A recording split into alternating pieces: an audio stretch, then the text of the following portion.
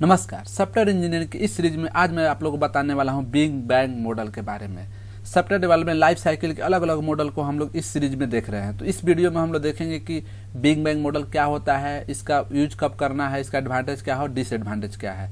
यही एक ऐसा मॉडल है जिसमें कोई भी प्रोसेस, कोई भी तरीका अपनाया नहीं जाता है एक प्रॉपर वे में सॉफ्टवेयर को डेवलप करने के लिए। तो चलिए देखते हैं कि बिग बैंग मॉडल क्या होता है।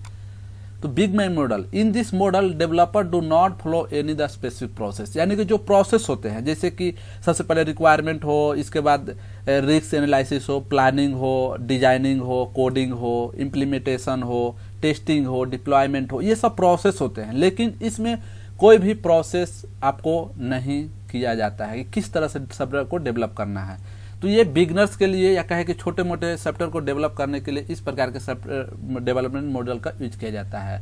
नेक्स्ट पॉइंट जो है, द रिजल्ट मे या may not be as the per the customer requirement, यानी जो सॉफ्टवेयर आप बना रहे हैं कस्टमर के लिए या अपने के लिए, उस हिसाब से हो सकता है कि उसके रिजल्ट से वो मैच न करने सॉफ्टवेयर बनने के बाद। बिकॉज इसका रीजन भी आप लोगों को पता है क्यों, क्योंकि इसमें कोई भी प्रोसेस एक प्रॉपर वे में नहीं अपनाया जाता है।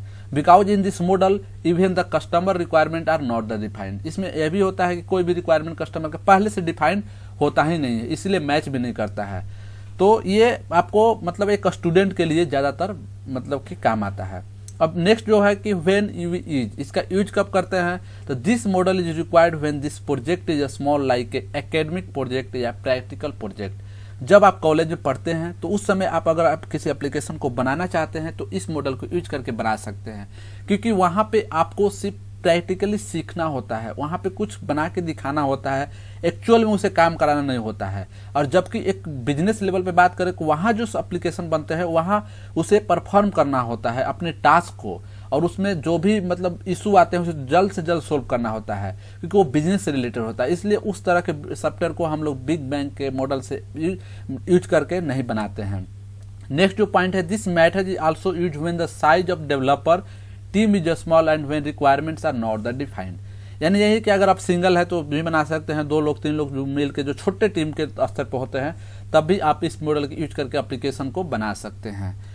इसका एडवांटेज क्या है, there is no planning required, यानी कि सॉफ्टवेयर से रिलेटेड पहले कोई भी प्लानिंग की जरूरत नहीं होता है। कैसे कैसे काम होगा, क्या क्या रिक्वायरमेंट होगी, क्या क्या फेलुअर आएंगे, क्या क्या टेस्टिंग होंगे, तो कैसे वो हमारे रिक्वायरमेंट के हिसाब से एक्सेप्ट करेगा कि नहीं करेगा, और उसमें क्या कोडिंग, कोई भी प्लानिंग की जरूरत नहीं होता है। यह बहुत ही सिंपल मॉडल है, इसमें बहुत ही कम रिसोर्सेज की रिक्वायरमेंट होती है, इसे मैनेज भी करना बहुत आसान होता है, और ये डेवलपर के लिए फ्लेक्सिबल होता है, क्योंकि इसमें कोई भी एक तरीका को अपनाया ही नहीं जाता है सही तरीका से कि आप उसके प्रोसेस के हिसाब से काम करें। तो ये इसका एडवांटेज है। और जब किसी भी चीज़ का एडवांटेज होता है तो कुछ उसका डिसएडवांटेज भी है। तो इसमें डिसएडवांटेज आई होप कि आप लोगों को समझ में आया होगा कि इसमें रिस्क जो होते हैं बहुत ही ज़्यादा होते हैं। दूसरा है कि हमारे जो एक्सेप्टेंस होते हैं वो जो रिक्वायरमेंट के हिसाब से फुलफिल हो या नहीं हो, not acceptable for the large, इससे और क्या है कि दूसरा बहुत बड़ा बड़ा प्रोजेक्ट नहीं बना सकते हैं। और it requirement are not the clear that can cause the very expensive. तो इससे ये इसका डिसएडवांटेज है, और इसमें एक प्रोफेशनली या कहे कि बड़े स्तर पर एप्लीकेशन को नहीं बनाया जाता है। तो आई होप कि आप लोगों को समझ में आया होगा। और इस सॉफ्टवेयर इंजीनियरिंग के सीरीज में हम लोगों ने बहुत सारे मॉडल के बारे में देखा है। तो आई होप कि आप लोगों को आइडिया लग रहा होगा कि आपकी सॉफ्टवेयर डेवलपमेंट का जो हम लोग डेवलप करते हैं, कौन से किसी न किसी एक पार्टिकुलर सॉफ्टवेयर डेवलपमेंट मॉडल को यूज करके ही किसी सॉफ्टवेयर को बनाते हैं। तो चलिए हम लोग फिर मिलेंगे सॉफ्टवेयर इंजीनियरिंग के इसी सीरीज में अगले वीडियो में अगले तरीका से। Thank you.